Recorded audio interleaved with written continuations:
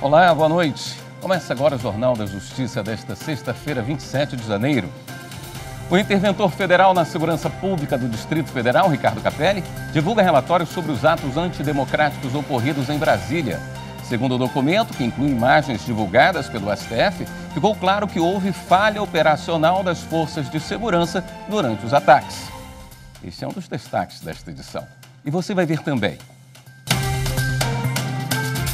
Procuradoria-Geral da República denuncia mais 150 pessoas que participaram da invasão às sedes dos três poderes. Terceiro vídeo da campanha Democracia Inabalada reforça que a justiça não será intimidada. E ainda, as ações do Ministério Público do Trabalho no resgate de pessoas em situação análoga de escravidão.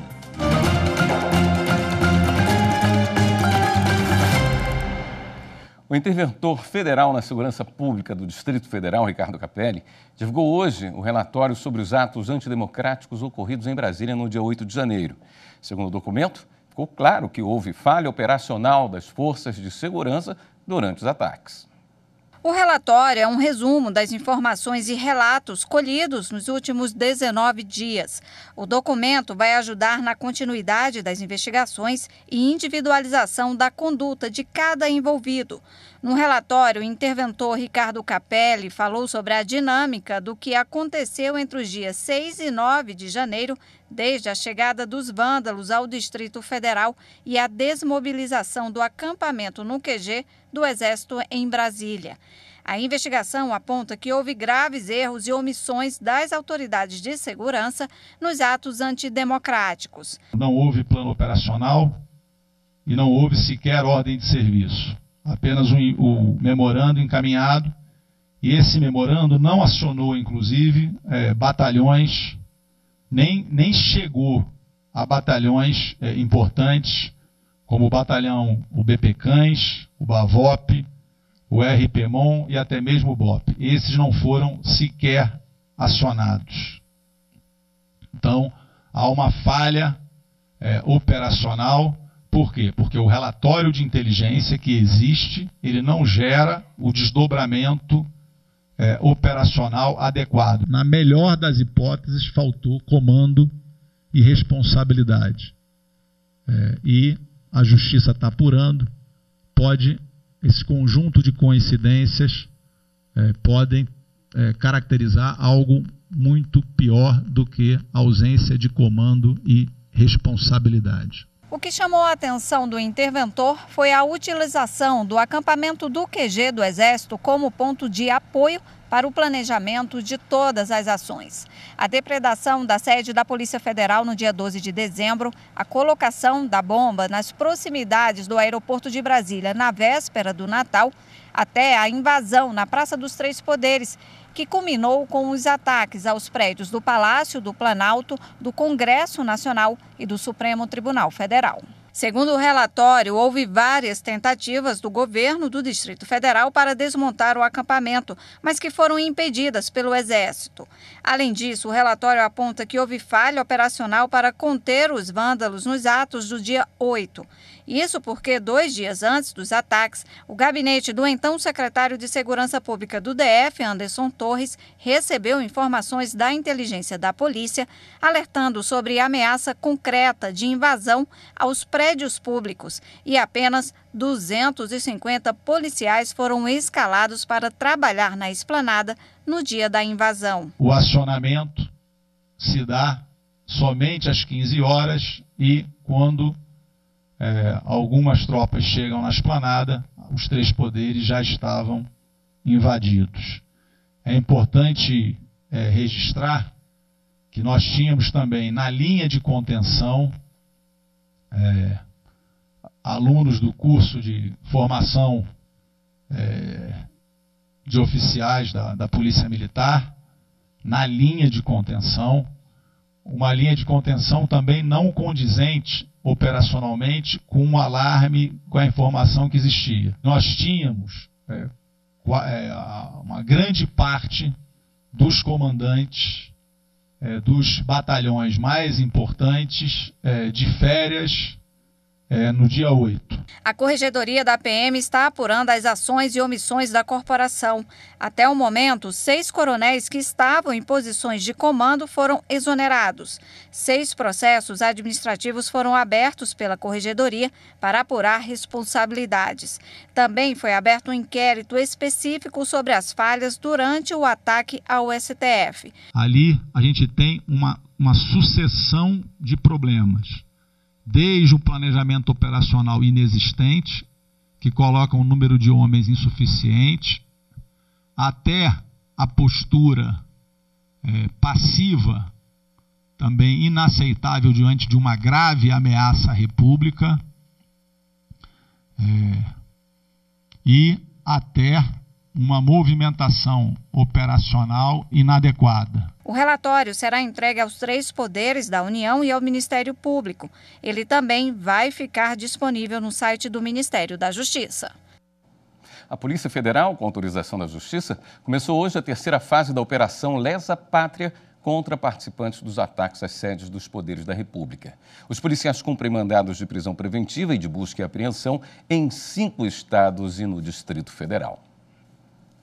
Ao todo, estão sendo cumpridos 11 mandados de prisão preventiva e 27 mandados de busca e apreensão expedidos pelo Supremo Tribunal Federal. Mandados de busca e apreensão: 1 em Santa Catarina, 4 no Distrito Federal, 9 no Rio de Janeiro, 1 no Paraná, 8 no Espírito Santo e 4 em Minas Gerais.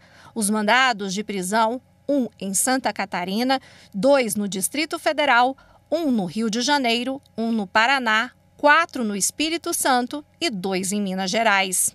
Entre os presos, Maria de Fátima Mendonça Jacinto Souza, conhecida como Dona Fátima de Tubarão. Ela foi presa hoje em Santa Catarina. Maria de Fátima aparece em um dos vídeos virais dos invasores dos 3 poderes. Os fatos investigados constituem, em tese, os crimes de abolição violenta do Estado Democrático de Direito, golpe de Estado, dano qualificado, associação criminosa, incitação ao crime, destruição e deterioração ou inutilização de bem especialmente protegido. As investigações continuam em curso e a Operação Lesa Pátria se torna permanente, com atualizações periódicas do número de mandados judiciais expedidos, pessoas capturadas e foragidas. A justiça jamais será intimidada. Essa é uma das mensagens do 3º vídeo da campanha Democracia Inabalada, divulgada hoje pelo Supremo Tribunal Federal. A campanha é uma iniciativa em resposta aos atos de vandalismo praticados em 8 de janeiro.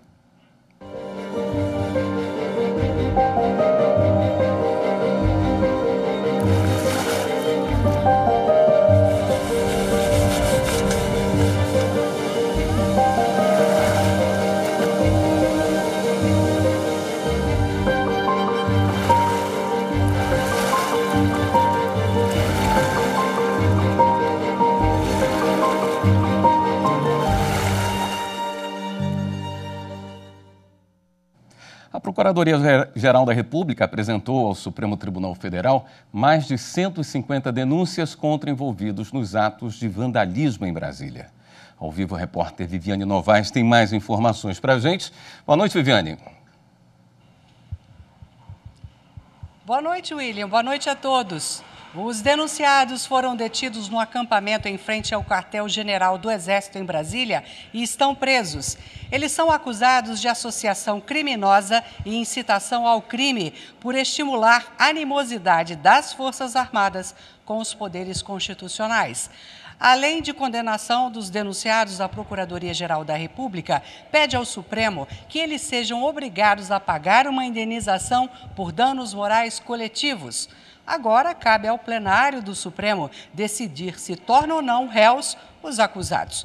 Essa é a 5ª remessa de denúncias apresentadas pela PGR contra os participantes dos atos antidemocráticos no último dia 8. No total, 254 pessoas já foram encaminhadas.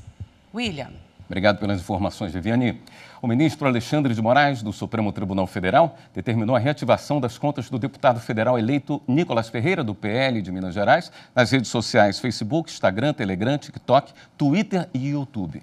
A decisão, o ministro também estabelece que o parlamentar deve se abster de publicar, promover, replicar e compartilhar notícias fraudulentas, sob pena de multa diária de R$10 mil. O Supremo Tribunal Federal vai apurar se houve descumprimento de decisões judiciais e prestação de informações falsas no caso dos Yanomami.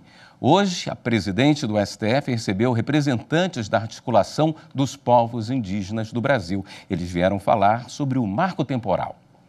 Os representantes da Articulação dos Povos Indígenas do Brasil vieram pedir à presidente do Supremo a retomada do julgamento do marco temporal.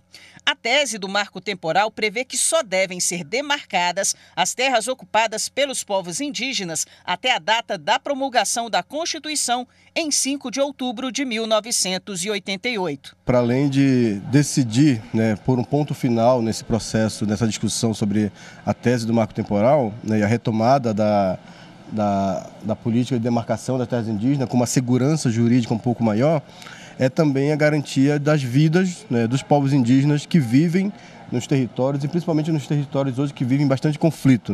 Sobre os povos da terra Yanomami, desde 2020, o Supremo Tribunal Federal proferiu diversas decisões determinando à União e às entidades federais uma série de providências em favor do povo Yanomami. Entre elas estão execução de um plano de enfrentamento à Covid-19 para povos indígenas que contemplasse medidas de segurança alimentar e de ampla atenção à saúde, a criação de barreiras sanitárias para impedir a entrada de estranho nas áreas e a prioridade de vacinação desses povos. Em outro processo que tramita em sigilo, o STF determinou a execução de um plano de expulsão de invasores da terra indígena Yanomami e de outras 6 terras indígenas, em que há a presença ilegal de garimpeiros e madeireiros, interrupção da chegada do suprimento de alimentos, combustíveis e itens de primeira necessidade nos garimpos ilegais, uso da força para conter atos de violência e proteger as comunidades ameaçadas, a adoção imediata de todas as medidas necessárias à proteção da vida, da saúde e da segurança das populações indígenas que vivem nas terras Yanomami e Munduruku. De acordo com o ministro Luiz Roberto Barroso, relator do caso no STF, a União informou ao Supremo que realizou diversas ações de proteção aos povos indígenas e de repressão ao garimpo ilegal na terra Yanomami. Mas, segundo o processo, elas não seguiram o planejamento aprovado pelo STF. O Supremo detectou ainda o descumprimento de determinações judiciais e indícios de prestação de informações falsas à Justiça, que serão apuradas. Em caso de identificação dos responsáveis, eles serão punidos de acordo com a lei. A presidente do Supremo Tribunal Federal, ministra Rosa Weber, determinou a suspensão de uma ordem de reintegração de posse numa área rural de Poxoréu, em Mato Grosso. A decisão conjunta se deu nas reclamações ajuizadas pela Defensoria Pública do Estado e por 80 famílias que vivem no local. A questão envolve uma ação de uso capião. Os autores alegam que a ordem de reintegração determinada pela 2ª Vara Civil de Poxoréu viola o regime de transição estabelecido pelo Supremo para a retomada das desocupações antes suspensas em razão da pandemia de Covid-19. Em análise preliminar do caso, a ministra observou que, embora se trate de ocupação ocorrida em período anterior à pandemia, há indicativos de que se trata de ocupação coletiva e que a medida poderá resultar no desamparo de pessoas em situação de vulnerabilidade. Veja a seguir as ações do Ministério Público do Trabalho para resgatar pessoas que vivem em situação análoga de escravidão. Voltamos já.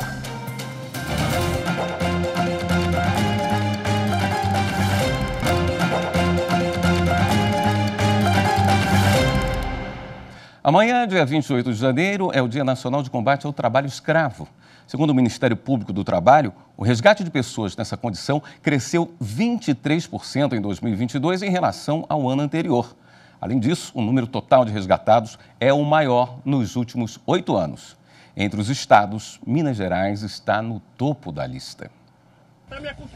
Esta cena, no meio de muita fumaça, é um resgate de trabalhadores de uma carvoaria do Maranhão. Eles trabalhavam dia e noite, sem equipamento de proteção contra a poluição do ar. Os funcionários recebiam apenas R$ 3 por metro cúbico de carvão. No ano passado, 2.575 trabalhadores foram resgatados em todo o país. Isso representa um crescimento de 23% em relação ao ano anterior. A maioria dos trabalhadores é de Minas Gerais, 1.070. Esse número de trabalhadores resgatados no país é o maior dos últimos 8 anos. Segundo o Ministério Público do Trabalho, é o resultado não só de uma quantidade maior de casos, mas também do aumento nas denúncias e fiscalizações. Em 2022, as indenizações aos trabalhadores por conta da rescisão imediata dos contratos chegaram a quase R$8.200.000. Além de pagar as indenizações, os empregadores respondem por 2 tipos de ação na Justiça. Uma ação vai se desenvolver na Justiça Federal, para apurar o crime de trabalho escravo, que pode ensejar nessa pena de 2 a 8 anos de reclusão, e outra ação independente, ela corre na Justiça do Trabalho, e essa ação da Justiça do Trabalho visa o pagamento das indenizações cíveis trabalhistas, dano moral individual, dano moral coletivo, além do pagamento das verbas rescisórias devidas. As empresas também entram na lista suja do Ministério do Trabalho por 2 anos. Além dessa empresa estar com seu nome associada à prática de trabalho escravo, ela tem restrições de créditos em bancos estatais, empresas internacionais também ficam ligadas nessa lista, porque não querem ter seu nome associado a outras empresas, que estão envolvidas com o trabalho escravo. É um desestímulo, Ninguém quer ter o seu nome incluído numa lista suja de trabalho escravo. Seguindo uma decisão do STF, a primeira sessão do Superior Tribunal de Justiça afastou a aplicação do prazo de 5 anos para as revisões de anistia com base em portaria da Força Aérea Brasileira. A primeira sessão do STJ, em juízo de retratação, afastou o reconhecimento de decadência para a revisão de atos de anistia concedidos há mais de 5 anos. O novo entendimento foi aplicado pelo colegiado em diversos mandados de segurança impetrados no STJ contra a anulação pela administração pública de atos declaratórios da condição de anistiado político a cabos da Aeronáutica. A decisão foi tomada com base no posicionamento fixado pelo Supremo Tribunal Federal. O STF entendeu que a administração pública pode rever as concessões de anistia quando for comprovada a ausência de ato com motivação exclusivamente política, assegurando ao anistiado o devido processo legal e a não devolução das verbas já recebidas. O Supremo concluiu ainda que o decurso do prazo de 5 anos não é causa suficiente para impedir a administração de revisar os seus atos. O relator dos mandados de segurança no STJ, ministro Francisco Falcão, apontou que no caso das anistias concedidas com base numa portaria da FAB, o STF entendeu que essa portaria por si só não constituiu ato de exceção, sendo necessária a comprovação da motivação político-ideológica para o ato de exclusão do militar da aeronáutica. Como em decisões anteriores, a primeira sessão havia reconhecido a ocorrência da decadência para a revisão dos atos de anistia concedidos há mais de 5 anos, com o juízo de retratação do entendimento anterior, o relator negou os mandados de segurança impetrados pelos ex-anistiados. O Tribunal Regional Federal da Primeira Região determinou a devolução de bem usado em atividade profissional que havia sido penhorado para pagamento de dívida. O caso ocorreu no Pará, quando um homem pediu na Justiça Federal a revisão da decisão que determinou que um caminhão e uma caminhonete apreendidos fossem penhorados para pagar dívida pendente junto ao Departamento Nacional de Produção Mineral. No entendimento da relatora, desembargadora federal Gilda Sigmaringa Seixas, os documentos apresentados pelo homem comprovam o uso do caminhão na geração de renda para o sustento da família, mas o mesmo não ficou provado com relação à caminhonete. Sendo assim, a 7ª turma manteve o penhor da caminhonete e determinou a impenhorabilidade apenas do caminhão, seguindo o Código de Processo Civil, que diz que são impenhoráveis livros, máquinas, ferramentas, utensílios, instrumentos ou outros bens móveis necessários ou úteis ao exercício da profissão do executado. A Justiça Federal sentenciou a 4 anos e 2 meses de prisão o empresário Mário Domingos Canelas Almeida, acusado pelo Ministério Público Federal por sonegação de mais de 2 milhões em tributos. Os detalhes com o repórter Paulo Melo.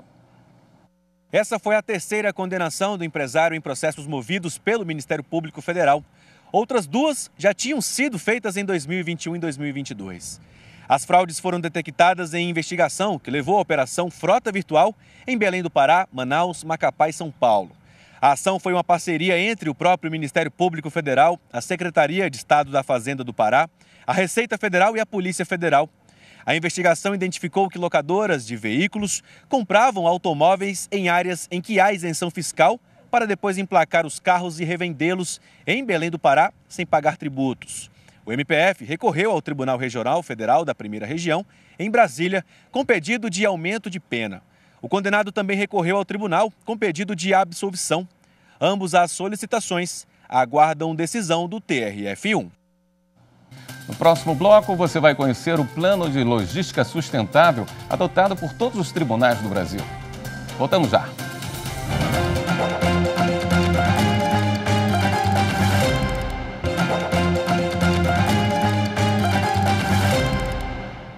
Desde 2015, todos os tribunais do Brasil tiveram que cumprir a Resolução 201 do Conselho Nacional de Justiça e adotar um plano de logística sustentável. Conheça agora como a Justiça Gaúcha realiza esse trabalho. Atividades jurisdicionais, como todas as práticas humanas, geram impactos ambientais negativos ao meio ambiente. E com o intuito de minimizar esses resultados desfavoráveis, o CNJ criou a resolução. Desde 2015, o TJRS aderiu ao plano, definindo metas e ações voltadas para a inclusão da sustentabilidade nas políticas institucionais. Esse trabalho é realizado em várias mãos dentro do Poder Judiciário gaúcho. Nós temos então uma comissão, do Plano de Logística Sustentável. Essa comissão é composta pelos representantes dos quase todos os setores do tribunal, setor de logística, setor de engenharia, setor de material, departamento de suporte operacional, assessoria jurídica, a SEST. Então, sim, vários grupos. A gente sempre fala que o PLS é um plano realizado a 1000 mãos, porque todas as áreas participam dentro da sua área de atuação e estabelecem ações para que a gente possa trabalhar num judiciário que tenha um custo ambiental reduzido. Além da redução de consumo, a comissão do PLS trabalha em vários eixos temáticos, como educação ambiental,